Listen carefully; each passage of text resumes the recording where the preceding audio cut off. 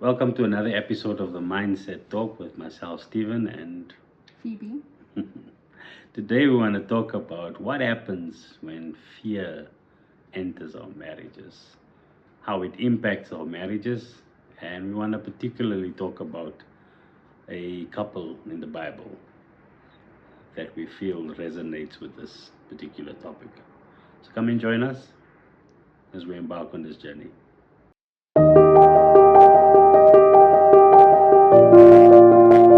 So sometimes the biggest threat in marriage isn't anybody outside the marriage.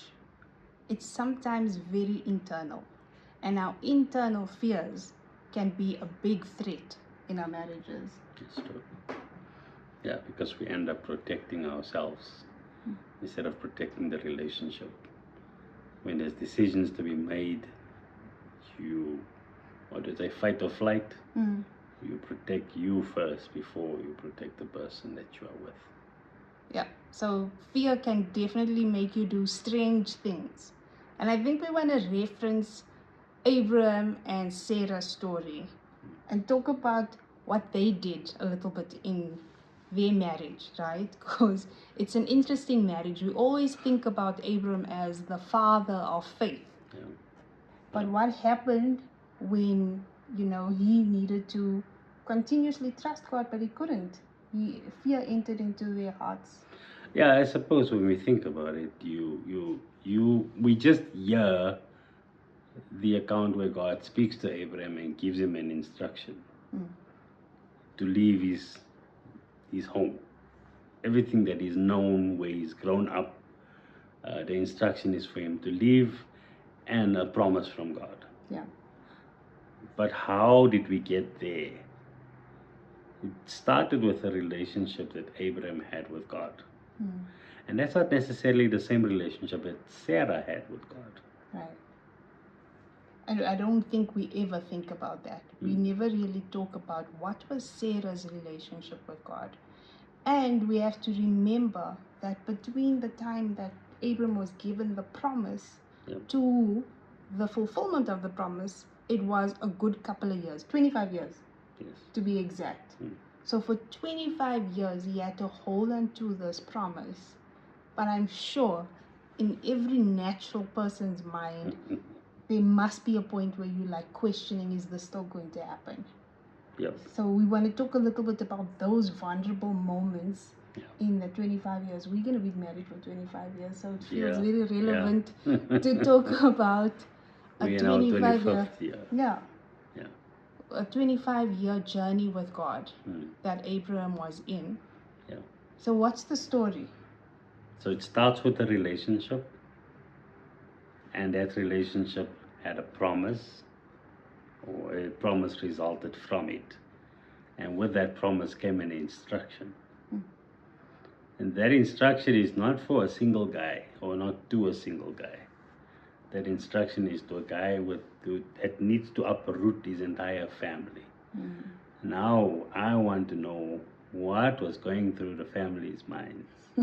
Picture this scenario playing out in today's day and age.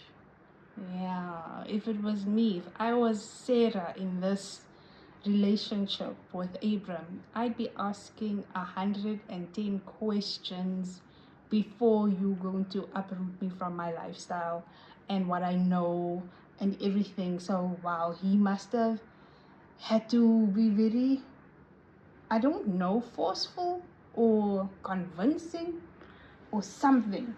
Yeah, I don't know, but I think firstly in Abraham's heart there must have been fear. Fear of, am I hearing right? Is this really from God?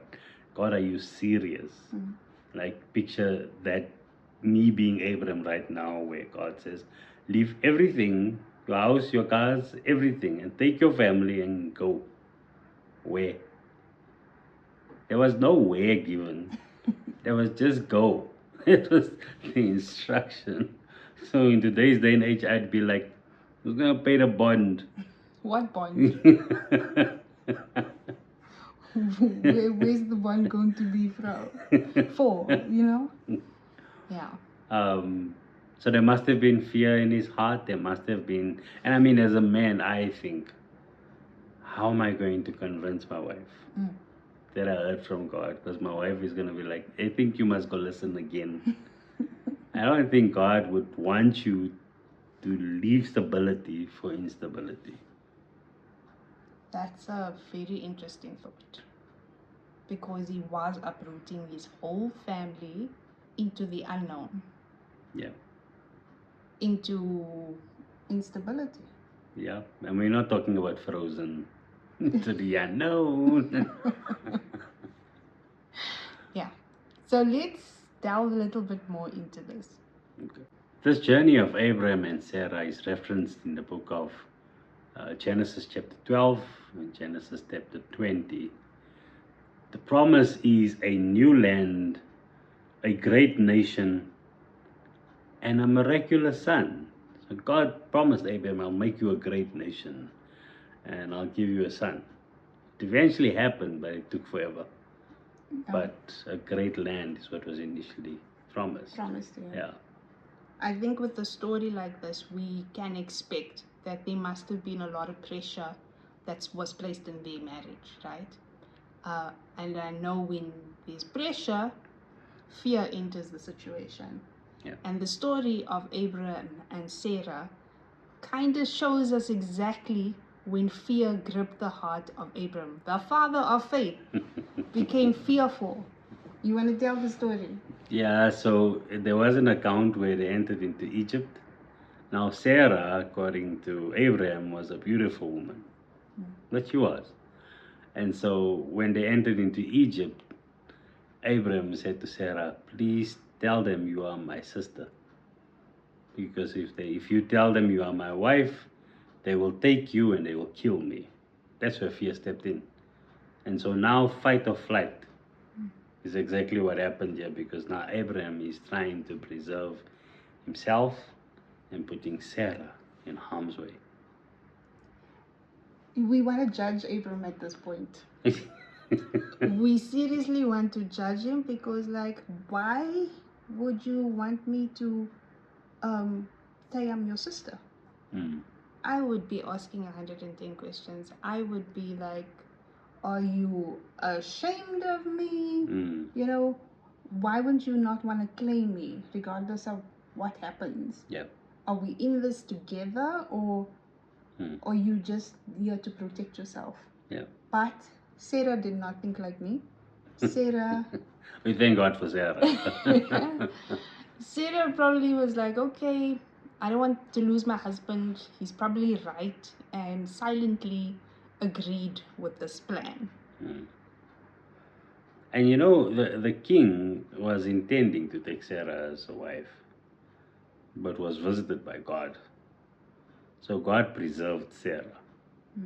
God protected Sarah. Abraham didn't. God protected Sarah. Yeah. Wow. God preserved her life. God still, his promise remained, even though Abraham feared. In fact, at this point, his name was Abram. Okay. It wasn't changed yet. Even though he feared, and even though he made decisions, and even though he put his wife in harm's way, God still had a plan For them. for them. Interesting also with this particular story in Egypt, the king took Sarah. The king took Sarah into his palace, and because Sarah was somehow related to Abram, he looked after Abram. So financially, Abram was benefiting from this lie. Yep. Because this is a blatant lie. It was self-preserving, yes. Yeah. But he was benefiting from the lie. How does that work in the marriage? Sometimes we take bribes. Sometimes we do things behind closed doors. Sometimes we lie and we don't tell our wives. And we benefit financially, and I don't know if the wives wonder, where does this money come from? Yeah, and sometimes the wives are accomplices. because you may know about what's going on, you don't say anything about it, but sometimes silence is agreement as well. Yep. Fear is a way of distorting our judgment. We can trust God for big things. I mean, we can trust God for a business deal. Trust Him for so many things that might be insurmountable. But then the small things, you skip the traffic light and you are pulled over by the cops, and in the moment fear creeps in and you begin to resort to bribery instead of staying on the straight and narrow, or you tell a lie, or you deny, because fear allows us to speak the lie instead of the truth, or forces us, or we decide to lie instead of telling the truth. And that's exactly what happened in the life of Abraham. Yes, we can judge him, but if we think of our own lives, we probably would have done the same thing if we were in the same position trying to preserve ourselves, because in the midst of decision making we tend to do that. You impromptu make decisions. You missed a deadline at work, now you think up a lie. Oh, my wife was sick. When I phoned the wife, and my wife agrees, no, I was in hospital. That's extreme. But that's exactly how extreme this particular lie was. Yeah. Fear forced him to go that extreme. Yeah. I think the second challenge that we see, besides the fear impact, is the silence impact. So Abraham was fearful and he acted on that, but what he forced on Sarah was silence, because now she couldn't be truthful, she couldn't disagree, and she couldn't say anything to anyone about what was really going on. Look, at the end of the day, both of them made a decision. So Sarah could have spoken, but we also don't know what the culture of the day was. A wife in other cultures are told to be quiet. You don't speak. So we don't know. But we can speak to today's day and age. And what it also brings up is, what if things had gone differently? You mentioned that God preserved Sarah, which means that the king did not touch Sarah in any way. But what if things had gone differently? What would that have done to the promise that God had given Abram, right? Because all of this was his journey into God delivering the promise of this miraculous son. So we make decisions that puts what God has intended for us in jeopardy. That's what I'm learning from this particular story as well, is that when we drift from the intent that God has for our marriages or for our families, and we drift from that, we put in jeopardy what He wants for us. Marriages often breaks down when me replaces we. So in context of Abraham's focus was on, they will kill me, they will take you from me.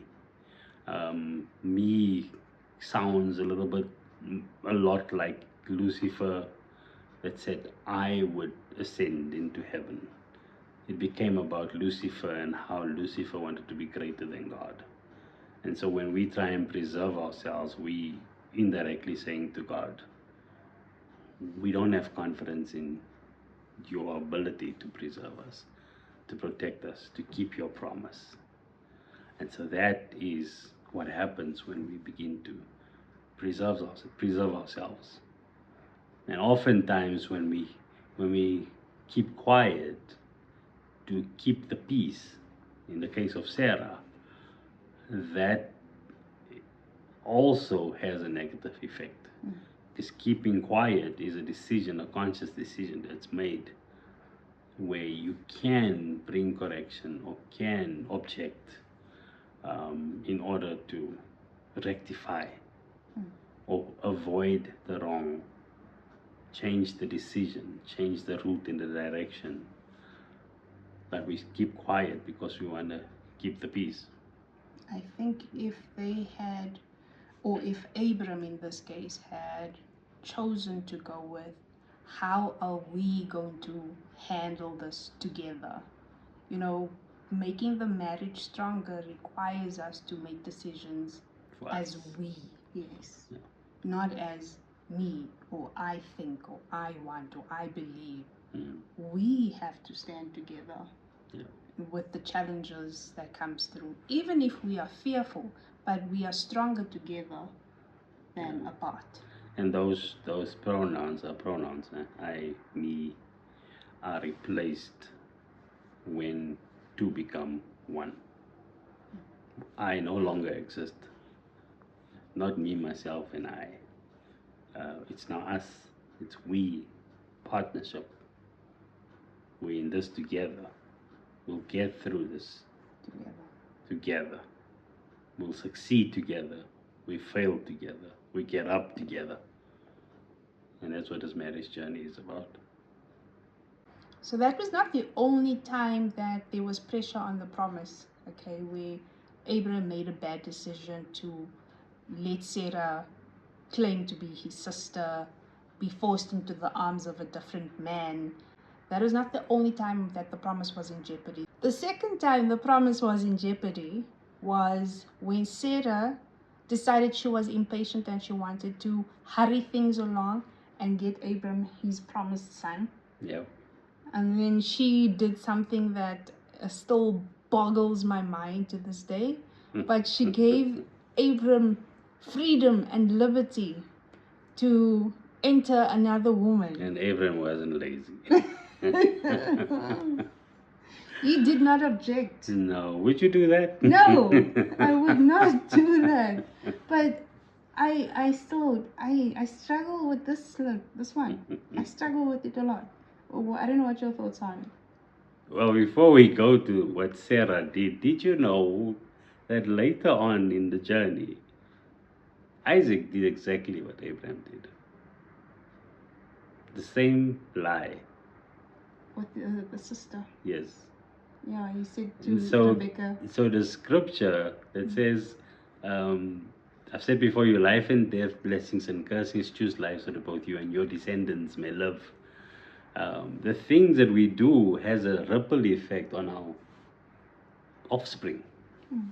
And so just interestingly enough that I'm thinking about that right now, but Sarah's impatience to the promise.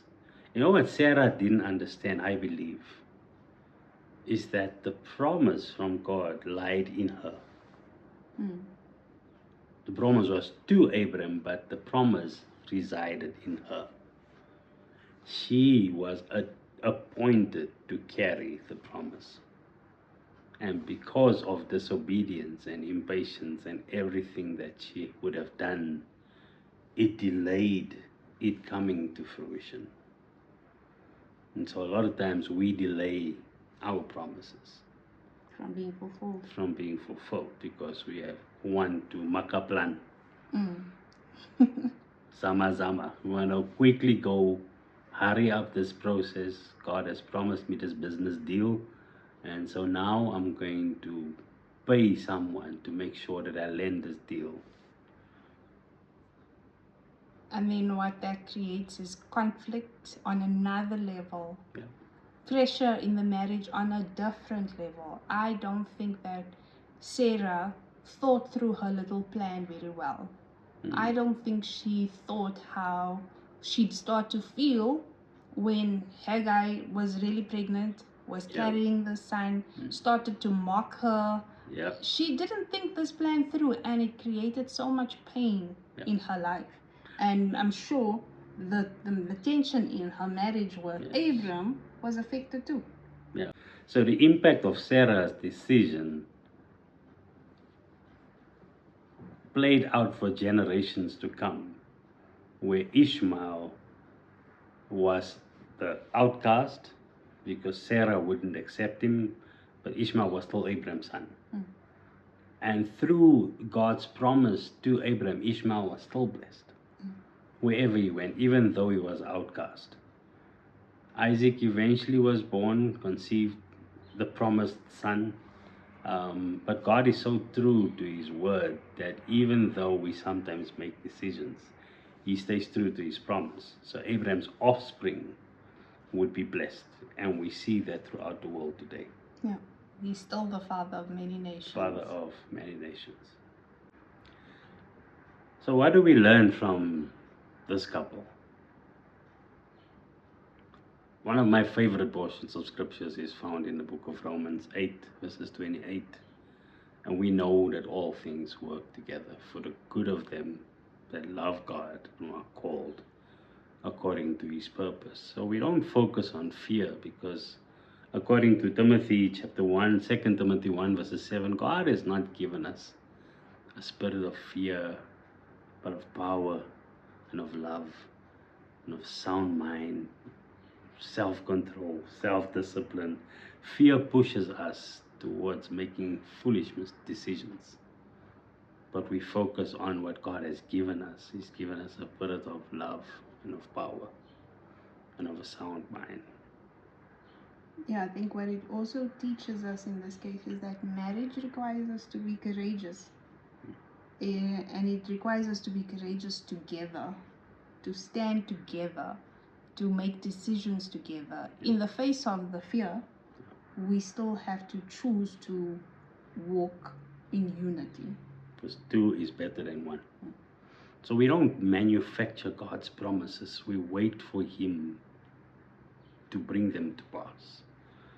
Because when God begins to intervene, I mean, when we talk about fear, an example I can think of is we were fearful in the beginning of last year when we were supposed to be paying for Gabby's fees in Cape Town. And so by the time we heard the amount that is due for tuition and accommodation studying in Cape Town and considering flights when she has to come back home, fear gripped our hearts. Because in our hearts we knew the first year we did our own thing and we scraped things together and we manufactured. And a lot of times we do that. We manufacture and we say God has come through for us. Is it really God? Yeah. And so when we were faced with a decision or faced with this insurmountable mountain, the only confession we could make was, now we wait for the miracle. And a few weeks later, the miracle came through and we couldn't believe it. Our eyes were filled with tears when God stepped in and not only through funding covered last year's fees, covered the previous year's fees, and this year's fees is also covered. So for 3 years, God has stepped in and performed a miracle. And so when God has given us a promise, he will fulfill it. His word will never return unto him void.